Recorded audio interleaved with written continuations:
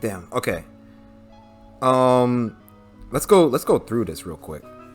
So we start off. I really like how they started off with basically telling us that Salem was coming back. I think that was good. Like that left like a foreboding feeling throughout the whole chapter, because we're just like, all right, this is great, you're winning, but Salem's coming, you know. And then this fight with Winter and Ironwood, it was a really good fight, really hype. What's the word? Like fast paced. Even though he was carrying that bulky weapon, they were still moving fast. All right, it wasn't weird. It didn't feel like slow. So it was really good. Far better than his fight in chapter 11.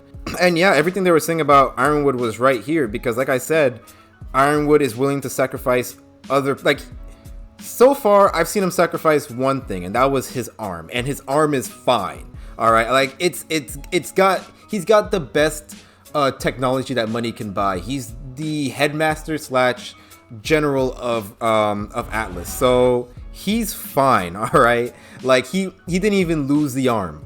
So, or if he did, he could just get a robot one, which, you know, obviously that's hard. I'm not gonna say that's like not hard, but I'm not gonna take that example and be like, you see, Ironwood can sacrifices his own health. It's like, yeah, but he's also sacrificing the health of Mantle, the health of all the huntsmen and huntresses that are under him. And I'm not even talking about in the battlefield, because that I honestly believed, you know, that's where they were supposed to be. But I just mean, like, he's willing to just murder anybody who stands in his way. Like, he has no regard for other people's life.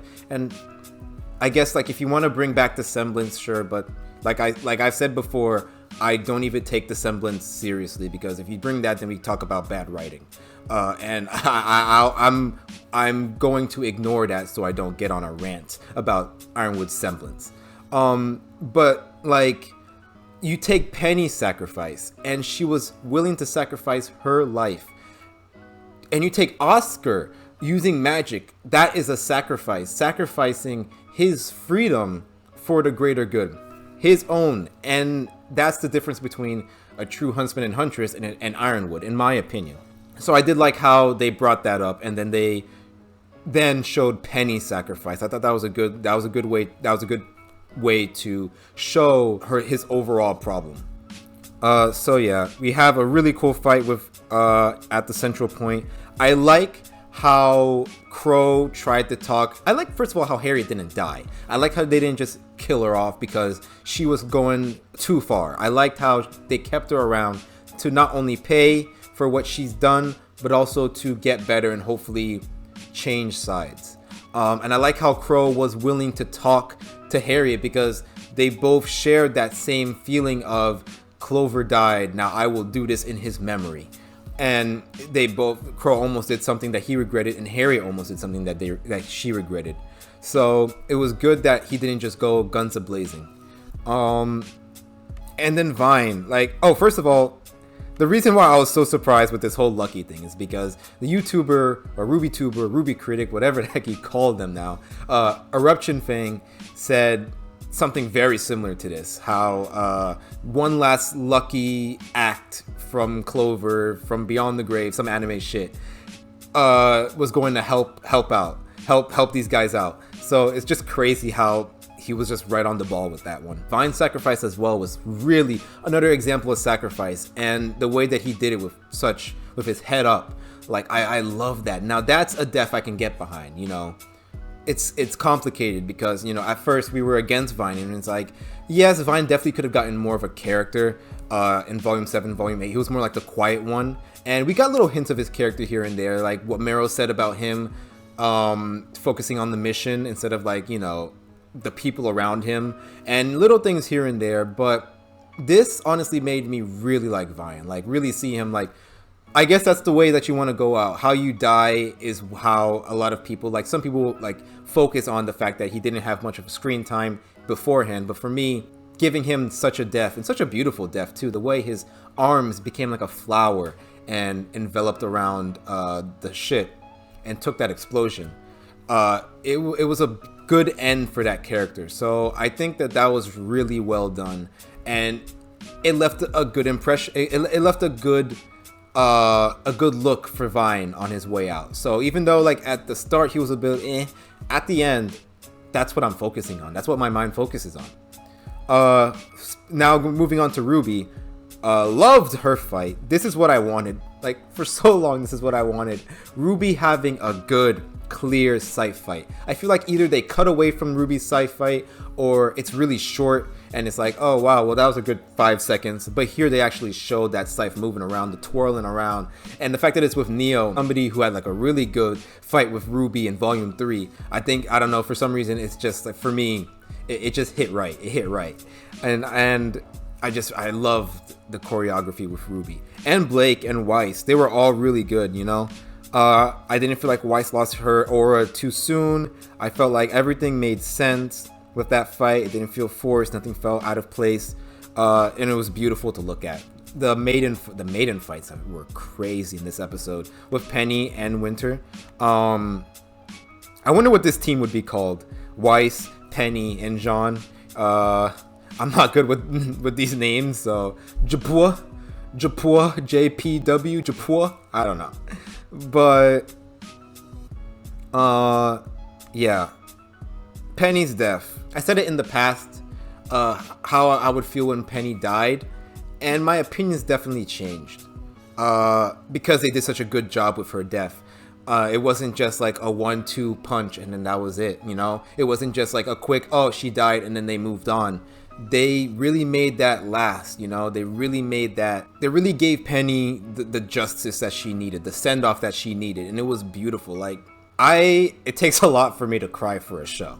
So I wasn't like, you know, tears running down my face. But I definitely did feel something when that song started playing at the end credit scene. Because Penny, and of course I still felt, you know, sad that Penny died. I'm glad that they gave her the justice that she needed. They gave her that, like, I don't know if it's called fanfare, but they gave her that, they dramatized, is that the right word for it? I'm not really sure, but they made that death feel whole. They gave her the music, the scene with Winter saying goodbye, her talking to Jean's face after what he had to do. I don't know if that can really affect them in the future. It might. Like, what he had to do, what you have to do to pass on the maiden powers like that. And the fact that he had to do that, it's dark. It's dark. And that's well done, and not dark for the sake of being dark, but that's the rules. That's what you have to do to pass on your power. The life of a maiden is definitely hard, and they showed it perfectly with Penny. And it's sad because Penny was supposed to get the new life, you know, I'm a human now, this is my new start, but she didn't get that. She couldn't get that, and it's sad. And it's like, I wonder if people are going to be thinking, well, that was a waste. And I don't think it was a waste, because she got to experience it at the end, you know?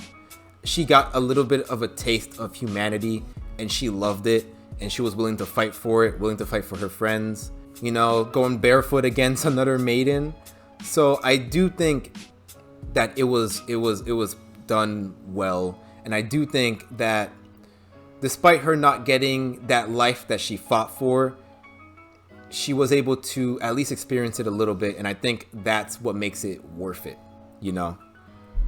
So that's why I'm not against Penny dying. Jesus Christ, what a thing I didn't mean to go to this. Also, I don't think Cinder's gonna get any more maiden powers. I think that dream is like, a pipe dream for her. I don't think she's gonna get any maiden powers. I think that there are gonna be 4 maidens, just like there always is, and it's gonna be like, you know, Winter, Cinder, Raven maybe, or she's gonna pass it on to someone, and then the Summer Maiden. Okay, I don't think Cinder is gonna get any powers at all. I don't think that's possible. I don't think that's what they're going for. I think that's what she wants. It's just not what she's gonna get. Speaking of Cinder, even though she didn't get the maiden power, she won. I thought she was gonna be screwed when Salem showed up, but there is no reason for Salem to think that she's lying. Like, maybe you can say, oh, Salem's lived for so long, she should be able to tell when people are lying. Cinder was living right under Ozpin's roof during the Beacon arc, and he didn't even notice. And he's lived, by then he was basically Ozma, so he should have been able to tell if this whole, like, she's so old she should be able to tell everything. No. And I like how that was the case. All right, Cinder is playing it smart, and she knew that she used the third question, and she put it right on RWBY. She pinned everything on RWBY. Sorry you couldn't get the Silver Maiden. I mean, sorry you couldn't get the Silver Eyes. Neo killed RWBY. Sorry you couldn't use the third question. RWBY got the relic and then asked, I don't know, what's for dinner tonight? We got a beautiful moment with Winter and Penny. They had a really good relationship in Volume 7. I do wish that relationship was spread out into Volume 8, just so, you know, this scene could hit even harder, because now I have to think back to Volume 7 when they had all those good moments. I think a good moment here and there in Volume 8 would have really, like, you know, reminded us, it really solidified this scene.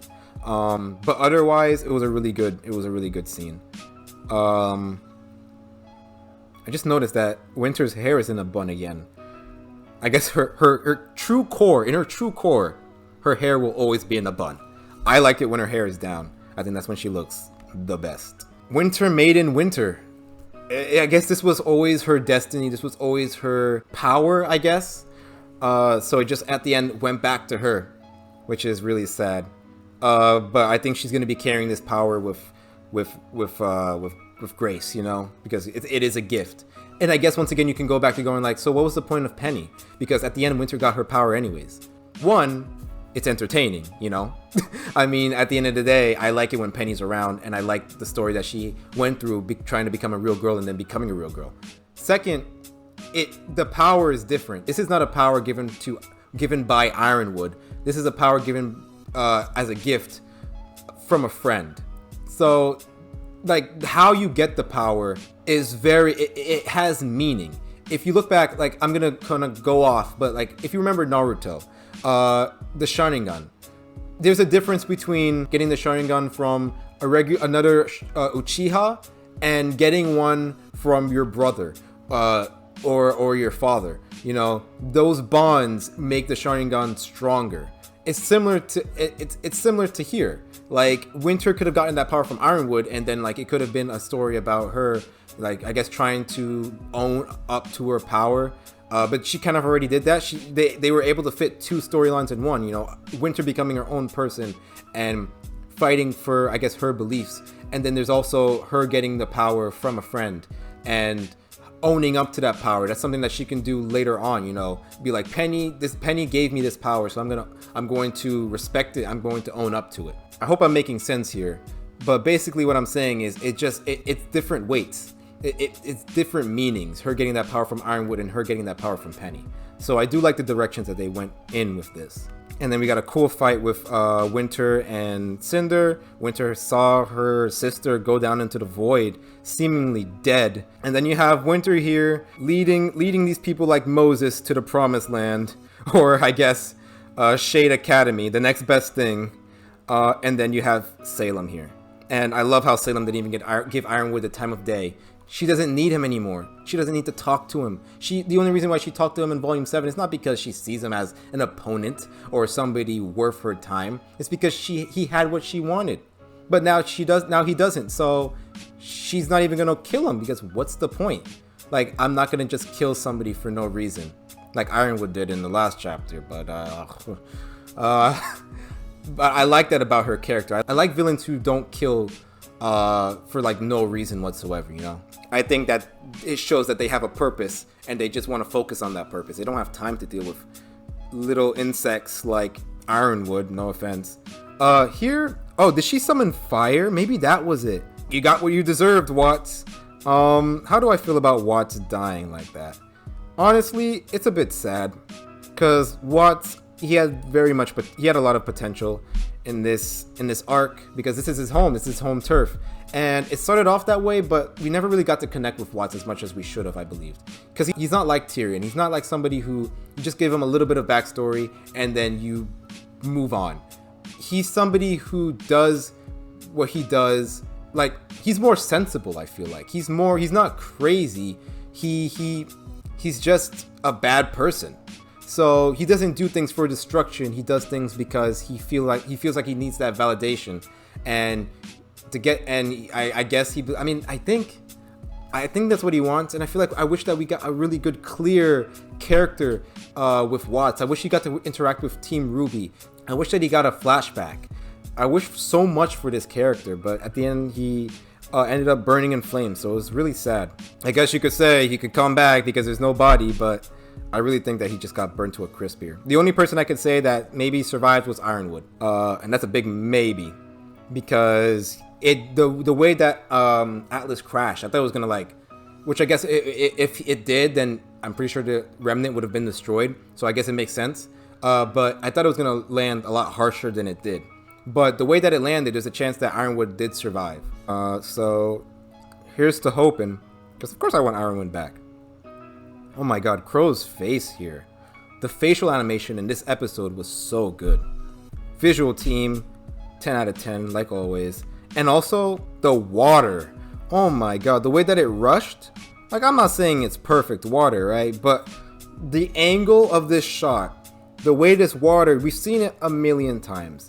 But something about RWBY doing it. Something about RWBY doing something so grand. It's perfect for me. Like the way that this water is rushing.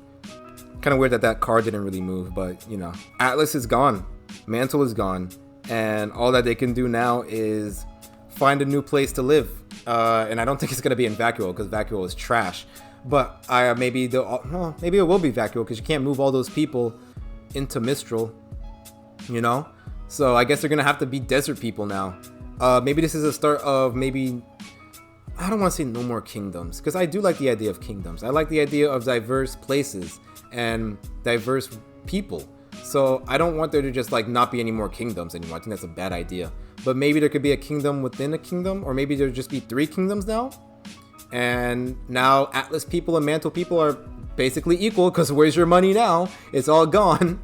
All right, you're penniless, just like us. So they're gonna have to rebuild from the start, which I think is really exciting. I like the idea of a kingdom starting from scratch, because when we started this series, everything was already built. To actually get to see a kingdom start over, I think that's a really cool idea. Hopefully we can get a book on that, or a comic book, a winter book focused on her rebuilding and creating a new kingdom. Holy shit, being a founder of a new kingdom, that would be so cool. I'm such a winter simp now. I fucking love her, man. She's the best character to me. And then after that, we got that cool post-credit scene. I like how, I just realized this is what it was in the opening. This was Crescent Rose was embedded into the snow at the end of the openings, and that's what they're doing here. That's really clever. And I like how they just showed Crescent Rose, and then this new world. We're in a new world. Well, I won't say new 100% because I have a theory on that, and maybe one day I'll actually make a video instead of just saying I have a theory on that. But yeah, I have an idea that we have been here before. Nonetheless, though, so many opportunities with this. Look at it. It's so weird. You can have different creatures, different people, different nature. Just look at it. Like, there's great possibilities with this. This one, I feel like it did all the stuff for me. Like I said before, it was quicker maybe than some people would like. And, you know, if I didn't know that, you know, at the end of the day, they didn't have enough money and enough time to put more episodes into this series, then it wouldn't be enough for me either. But the fact that I know what they're working with, and I understand that, like, and I'm not saying that because I have some inside information. Any viewer can understand that if they they look past their own biases on the show. If they look at the actual show and they look at realistically what they can do, they can realize that RWBY's doing the best that they can with what they got. They've improved, but they're not, and they want to tell a big story, and I understand that. I understand the frustration and I feel like I don't even understand, but like, just from me, me aspiring to be a writer, I understand wanting to do more and not getting enough funding and enough time to do it. So you just put as much as you can. I understand that. Does that mean maybe they should cut down on some stuff? Maybe. But you know what? I like that RWBY is being experimental. And it's honestly for me paying off, because I enjoyed myself in this finale. So yeah, overall, I'd probably give this finale 8.5 out of 10, definitely. Which is a good thing. 6 is average. So 8.5 out of 10 is really good, you know? Yeah, that's my review for this chapter. I do plan on doing a whole, not a review, but like a one video talking about the good things that I liked in my favorite chapter, and one video talking about my least favorite chapter and the things I didn't like about the volume overall. So stay tuned for that. Those are just going to be some of the things that I'm going to be doing during this hiatus. There's also the comic books that are coming back. There's also the games. There's also theories and breakdowns that I would love to talk about if I have enough time. So if you guys want to see all those things, of course, just subscribe so you know when I upload next. Until then, bye.